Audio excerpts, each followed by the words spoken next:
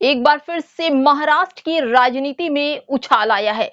बाबा सिद्दीकी को गोली मारने वाले आरोपी उत्तर प्रदेश, हरियाणा और दिल्ली के माने जा रहे हैं और एक अपराधी तो अपना नाम शिव बता रहा है, लेकिन अभी पुलिस वालों ने इसकी पुष्टि नहीं की है। लेकिन बाबा सिद्दीकी को क्यों मारा गया? तो से राजनेता हैं और हमेशा से वो कांग्रेस में थे और कुछ दिन पहले ही उन्होंने कांग्रेस को छोड़कर एनसीपी के दामन पकड़ा था और उनके बेटे विधायक जिशान सिद्दीकी भी इसी पार्टी के नेता हैं।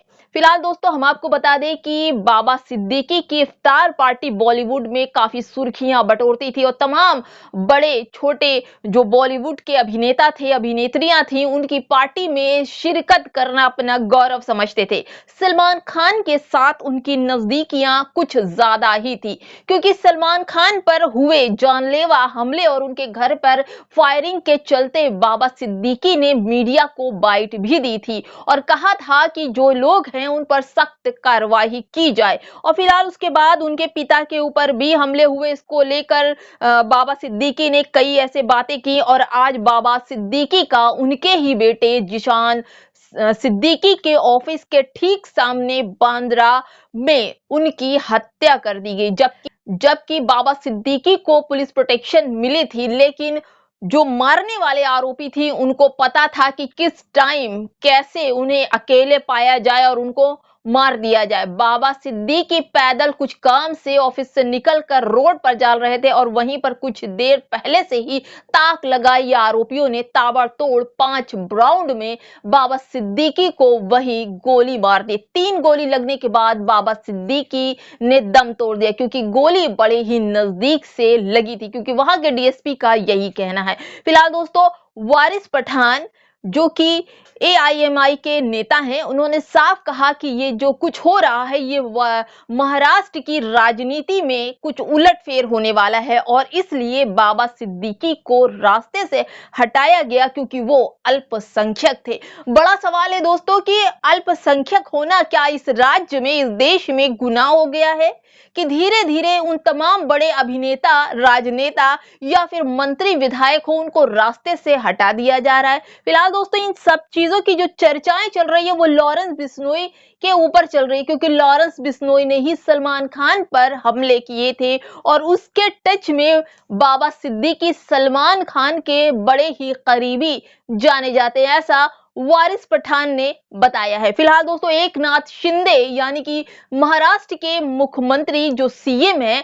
उन्होंने ये बयान दिया है कि जिस तरह से बाबा सिद्दीकी का मर्डर हुआ है, जिस तरह बाबा सिद्दीकी को मारा गया है, ऐसा लगता है कि सलमान खान की नजदीकियां उनके साथ ज्यादा थी, इस वजह से बाबा सिद्दीकी को रास्ते से हटाया गया है। वहीं जो और पार्टी के लोग हैं वो लोग, उनका ये कहना है कि जो महाराष्ट्र में 2 महीने बाद चुनाव होने वाले, उस चुनाव में राजनीति हुई है, क्योंकि जो शूटर हैं वो उत्तर प्रदेश, हरियाणा से हैं और हरियाणा, उत्तर प्रदेश कानून व्यवस्था तोड़ने पर नंबर 1 है और यहाँ पर कानून नाम की कोई भी व्यवस्था दिखाई नहीं पड़ती, क्योंकि जिस तरह से दिन दहाड़े हत्याएं हो जाती हैं। दलित युवक को अभी अंबेडकर में आज ही के दिन अंबेडकर पार्क में पुलिस वालों ने इतना मारा कि वो मर गया।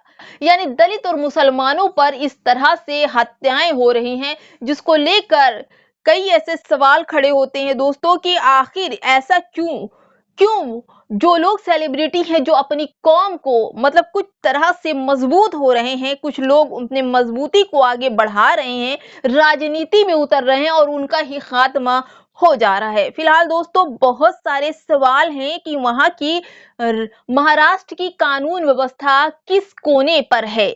जो दिन दहाड़े एक ऐसी सेलिब्रिटी जो काफी समय से कांग्रेस में थे, राजनेता, तो उसके बाद बॉलीवुड में भी उनका पहचान बहुत थी और उनके बेटा खुद जिशान सिद्दीकी एनसीपी का विधायक है। फिलहाल दोस्तों बाबा सिद्दीकी की मौत हो चुकी है और उनको लीलावती हॉस्पिटल में डॉक्टर को निगरानी में रखा गया था और यहाँ से जाते ही डॉक्टर का कहना है कि वो पहले ही उनकी डेथ हो चुकी थी, तब उनको यहाँ लाया गया।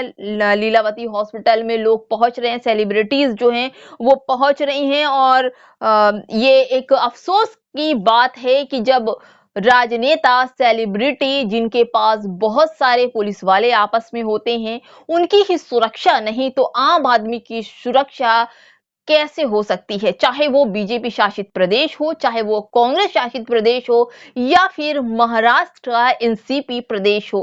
कानून व्यवस्था यानी कि राज्य हो या केंद्र हो, कानून के नाम पर अपराधी खुशी मनाते हैं और अपने काम को अंजाम दे देते हैं।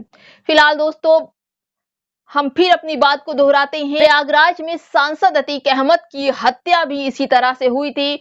उनके बेटे की सुबह शूट हुआ था और उसके बाद उनको कॉलवन हॉस्पिटल में इलाज के लिए ले जाया जा रहा था, जहां पर गेट पर ही 3 आतंकवादियों ने अतीक अहमद और उनके भाई अशरफ की 17 पुलिस कर्मियों और भरपूर सिक्योरिटी के सामने ही गोली मारकर हत्या कर दी थी और फिर खुद को ही सरेंडर कर दिया था। ये एक सोची समझी साजिश थी और यहाँ पर भी बाबा सिद्दीकी को लेकर भी बड़े सेलिब्रिटी हो या एकनाथ शिंदे हो या वारिस पठान हो, तमाम तरह के लोग इस पर सवाल उठा रहे हैं। अब खतरा तो इस बात का है कि अगर बाबा सिद्दीकी की मौत हो जाती है तो क्या सेलिब्रिटी सलमान खान, शाहरुख खान या अन्य सेलिब्रिटी जो अल्पसंख्यक में से आते हैं, क्या वो सुरक्षित हैं? मेरा कहना नहीं, ये वारिस पठान का कहना है, ऐसा उन्होंने कहा है। वीडियो जाइए और देखिए, वारिस पठान का वीडियो वायरल है। महाराष्ट्र की कर ही रही है। और रही बात उत्तर प्रदेश की, तो अगर युवक उत्तर प्रदेश का है तो यहाँ योगी आदित्यनाथ की सरकार है और वो बच नहीं सकता। फिलहाल दोस्तों, चलते हैं नई खबरों के साथ, हम फिर हाजिर होंगे। इस वीडियो के डिस्क्रिप्शन में जाइए और जाकर महाराष्ट्र का चुनाव होने वाला है दोस्तों, वीडियो के डिस्क्रिप्शन में जाकर चैनल की आर्थिक सेवा कीजिए ताकि हमें आपकी सहायता मिल सके और हम महाराष्ट्र का चुनाव कवर करने के लिए फील्ड पर उतरे, क्योंकि इस वक्त महाराष्ट्र का चुनाव कवर करना बेहद जरूरी हो गया है दोस्तों। और रही बात हरियाणा में बहन जी की हार के बाद, ये सवाल बार बार उठता है कि आखिर बहन जी को इतने सारे वोट परसेंटेज मिलने के बाद क्यों वहां से सीट नहीं निकल पाई। अब महाराष्ट्र की धरती पर बहन जी की चुनावी रैली शुरू होने वाली थी और उसके बाद ये बाबा सिद्दीकी की हत्या क्या दर्शाती है, इस बार राजनीति में क्या उलटफेर होने वाला है, ये तो हमें आप कमेंट बॉक्स में बताइए। नमस्कार, जय भीम, जय संविधान दोस्तों।